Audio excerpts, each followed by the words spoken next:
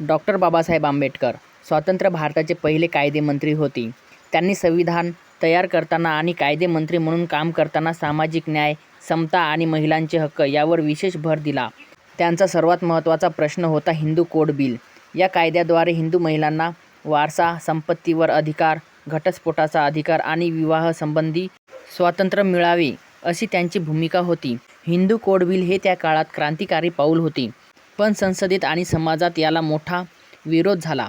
विशेषतः पारंपरिक व सनातनी गटांनी या कायद्याला आक्षेप घेतला.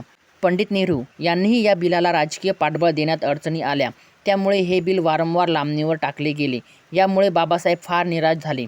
त्यांना वाटले की जर महिलांना न्याय आणि समता देण्यास सरकार तयार नसेल तर अशा सरकारमध्ये राहून काही उपयोग नाही. अखेर 27 सप्टेंबर 1951 रोजी त्यांनी कायदेमंत्रीपदाचा राजीनामा दिला. राजीनाम्याच्या भाषणात त्यांनी स्पष्ट केले की महिलांचे हक्क, सामाजिक सुधारणा आणि न्याय यासाठी त्यांचा लढा कायम राहील. त्यांनी सांगितले की राजकारणापेक्षा समाजकारण आणि धर्मकारण त्यांना अधिक महत्त्वाचे आहे.